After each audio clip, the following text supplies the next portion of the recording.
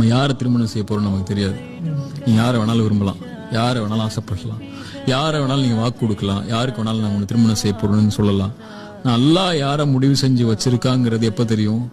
அந்த வழிக்கு முன்னாடி உட்கார்ந்து உங்கள் பெண்ணை நான் திருமணம் அந்த என் மகளை திருமணம் செய்து கொள்ள நீங்க நான் ஒப்புக்கொள்கிறேன், நீங்கள் ஒப்புக்கொள்கிறீர்களா இந்த மகர் தொகைக்கு என்ன சொல்லும் போதுதான் நமக்கு தெரியும் அந்த பொண்ணு தான் நமக்கு வரப்போற மனைவின்னு. அது வரைக்கும் நீ என்ன கற்பனை பண்ணாலும் யாரை கற்பனை பண்ணாலும் நடக்குமாங்கிறதே தெரியாது.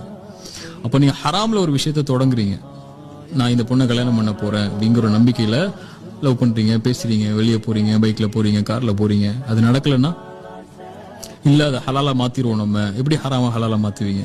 அது தியரியா, அது சயின்ஸ் தியரியா இல்ல பிசிக்கல் சைக்காலஜி தியரியா? இப்படி மாத்திக்கலாம்னு சொல்லி மாத்தவே முடியாது. ஹராம் ஹராம் தான். ஒருவேளை நான் ஹராம செஞ்சிருக்கேன், நான் எப்படியாவது ஹலால் ஆக்கணும், அதனாலே இந்த பொண்ணை கல்யாணம் பண்ணலாம் கிடையாது. ஹராமுக்கு ரெண்டு பேருமே செய்ய வேண்டிய தௌபா. நீங்க தௌபா செய்யுங்க. தௌபா செஞ்சு ஹலாலா மாறணுமா வீட்டுல பேச சொல்லுங்க. அப்படி நடக்கலையா தௌபா செஞ்சு விலகிருங்க. இன்னொருத்தர் வாழ்க்கை இன்னொருத்தர் கெடுக்காதீங்க, இன்னொருத்தர் வாழ்க்கை இன்னொருத்தர் கெடுக்காதீங்க. அதான முறை. அதுவரை பொறுமையா இருந்து ஒரு ஆண் ஒரு பெண்ணை நேசிச்சா குடும்பத்தார்கள்ட்ட சொல்லி முறையா திருமணம் செஞ்சாங்கன்னா அதுதான் ஹலாலான திருமணம். அந்த திருமணத்துலதான் பறக்கத்து இருக்கு.